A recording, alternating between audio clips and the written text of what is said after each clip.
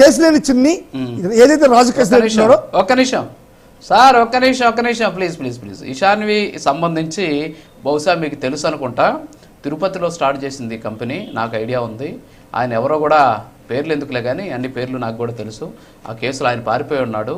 So దానికి మీ పార్టీకి సంబంధించినటువంటి ముఖ్య నాయకులు వచ్చారు, ఆ రోజు ఆ ఓపెనింగ్కి వచ్చారు, ఆ వెనక భూములకు సంబంధించినటువంటి కార్యక్రమాలు చేశారు, ఆ డాక్యుమెంట్స్ అవన్నీ తెలుసు మీకు కూడా. తిరుపతి కాబట్టి మనం ఆ డిమార్ట్ రోడ్లో వెళ్తే ఆ రైట్ సైడ్లో ఉంటుందన్నమాట దానికి సంబంధించినటువంటి ఆ కంపెనీ.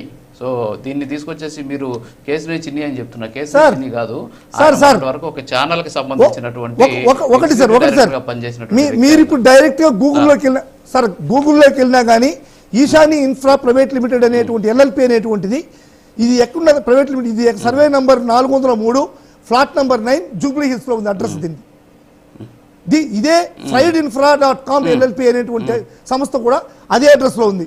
ఈ రెండు కూడా accurate@ishan.com అనేటువంటి వెబ్సైట్ మీద ఒక వెబ్సైట్ మీద పనిచేస్తున్నాయి.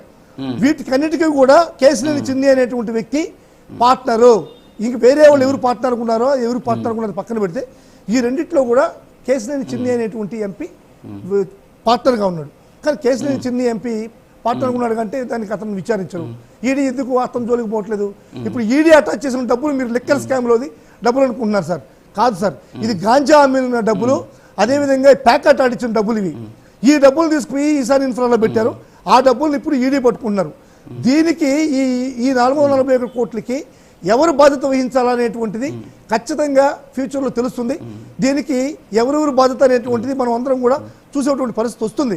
కాబట్టి ఇవన్నీ కూడా వదిలేసి సార్ ఒకటే చెప్తున్నాను సార్, జగన్మోహన్ రెడ్డి గారు లిక్కర్ నడిపినటువంటి ఈ యొక్క పాలసీ హయాంలో ఏదైతే 2019-2024లో ఉన్నారో ఈ యొక్క పాలసీ మీద టీడీపీ వాళ్ళు ఆల్రెడీ సిసిఐకి వెళ్ళారు సార్.